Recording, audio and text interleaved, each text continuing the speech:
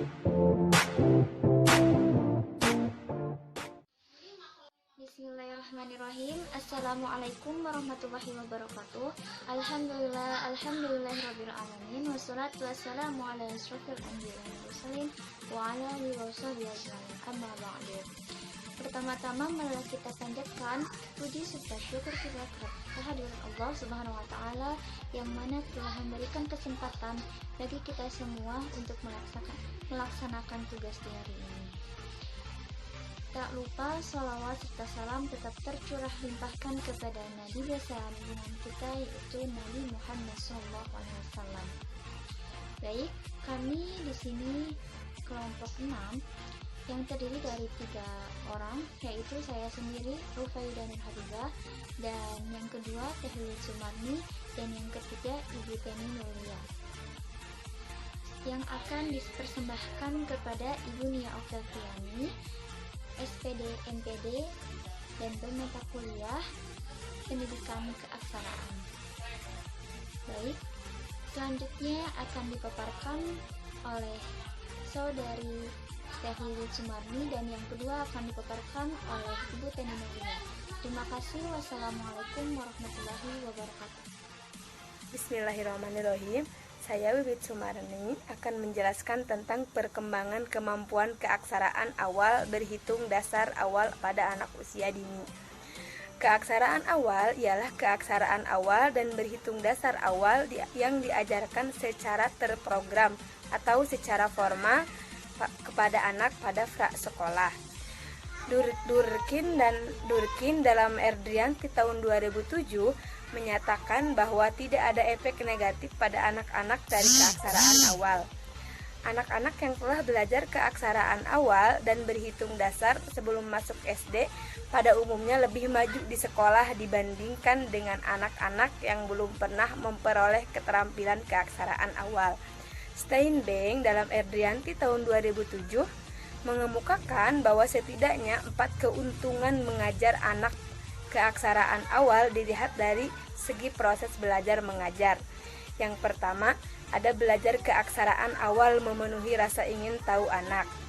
Terus yang kedua, situasi akrab dan informasi di rumah dan di kelompok bermain dan atau taman kanak-kanak merupakan faktor yang kondusif untuk anak belajar. Terus yang ketiga, anak-anak usia dini pada umumnya perasa dan mudah terkesan serta dapat diatur.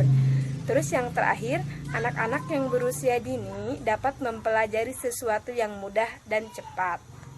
Assalamualaikum warahmatullahi wabarakatuh. Nama saya Teni Nulia. Saya akan melanjutkan pemaparannya, yaitu menurut Gray dalam Hawadi menyebutkan beberapa komponen keaksaraan awal dan berhitung dasar, yaitu 1. Pengenalan kosakata.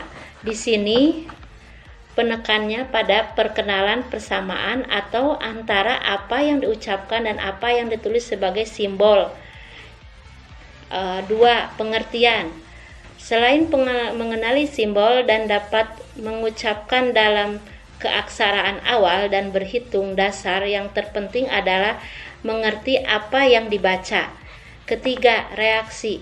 Diharapkan pada reaksi terhadap hal yang dilihat menurut Thomson 1970-108 dalam Hawadi, waktu yang paling tepat untuk belajar keaksaraan awal dan berhitung dasar adalah saat anak duduk di PAUD. Pada masa ini, rasa ingin tahu anak berkembang sehingga anak banyak melontarkan pertanyaan-pertanyaan. Anak juga sudah lebih siap menerima hal-hal yang dilihatnya di sekolah. Di samping itu, keterkaitan anak pada hal-hal yang konkret semakin berkurang, dan sebaiknya kemampuan mereka berkembang menjadi lebih abstrak. Untuk itu, anak sudah dapat dilibatkan pada simbol-simbol. Dilanjutkan dengan metode keaksaraan untuk anak usia dini. Pembelajaran pra-keaksaraan harus diupayakan dengan cara menstimulasi, membimbing, mengasuh, dan memberikan bermain yang bermakna, aman, nyaman, dan menyenangkan sesuai tahap perkembangan anak, sehingga anak mampu 1.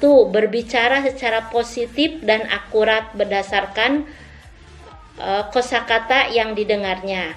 Kedua, menyampaikan dan menceritakan dongeng atau bacaan yang didengarnya.